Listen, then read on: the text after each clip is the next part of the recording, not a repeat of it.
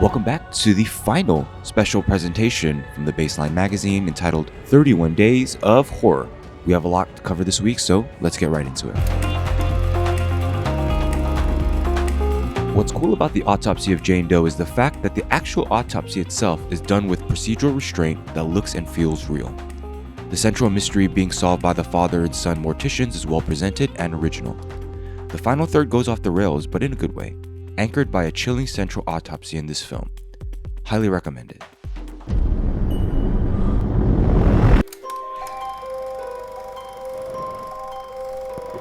Possession and murder in The Wailing are underscored through xenophobia and spirituality, grounding the conflict in scary and realistic ways.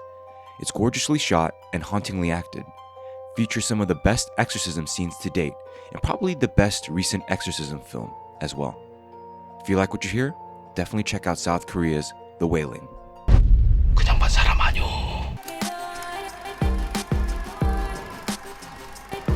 Lights Out as a short is deserving of all its praise. As a feature, it's as short as it needs to be, stretching the premise of a being that attacks only in the dark in inventive ways. As a PG-13 film, it's a bit more memorable than similar entries in the genre. But again, it's inventive and a lot of fun. If you like what you hear, check out Lights Out.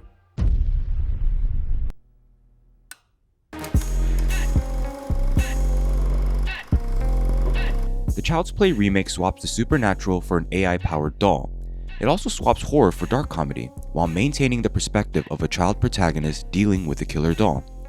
This one feels a bit more grounded in ambition and storytelling, but in the end, it's just plain silly. Less scary, more creepy, nonetheless, I enjoyed Child's Play 2019.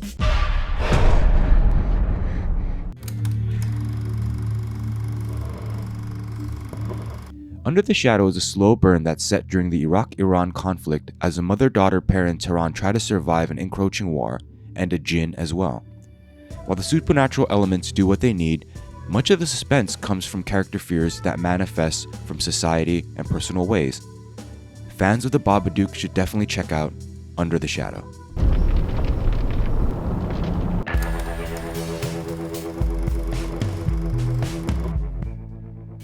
Rattlesnake is a breezy horror thriller on Netflix about a mother needing to satisfy a blood deal to save her daughter from a rattlesnake bite. Part pulp crime story, part ghost film, Rattlesnake shows the difficulties of committing murder within a short period of time from someone who's not really equipped to do so. Despite that, it delivers on a central premise while creating a cool desert lore. If you like what you hear, check out Rattlesnake on Netflix.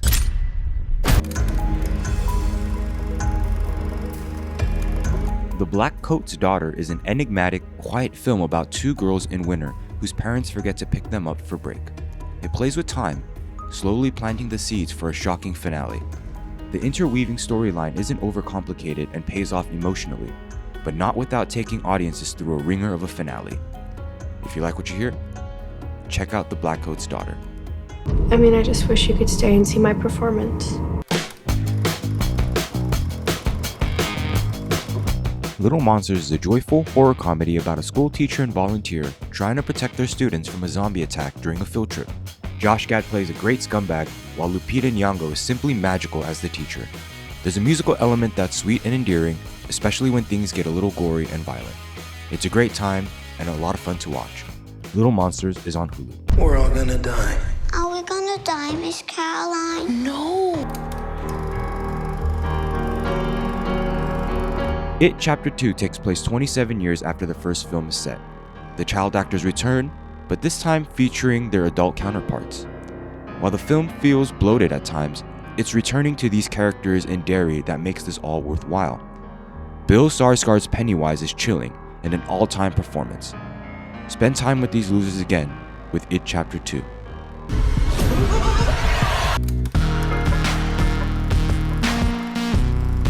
We end the month with an iconic horror film, and that is William Friedkin's The Exorcist.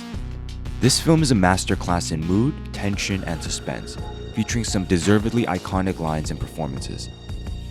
As the film progresses, you're drawn into the atmosphere and battle between good and evil, better than most films still today. It's an all-timer for a reason. The Exorcist. The power of Christ compels you! And that concludes this Baseline Magazine special presentation of 31 Days of Horror. It was fun doing this type of project, and we hope to see more videos in this channel as well. My name is Hanajun Chung, your host. Special thanks to Chris Sainz and Austin Smedley for support. Follow me on Twitter at Hanajun. And definitely check out the Baseline magazine on medium.com/thebaseline for some diverse reporting and stories from up-and-coming writers. Follow the Baseline magazine on Twitter at TBLM. And once again, thank you for watching.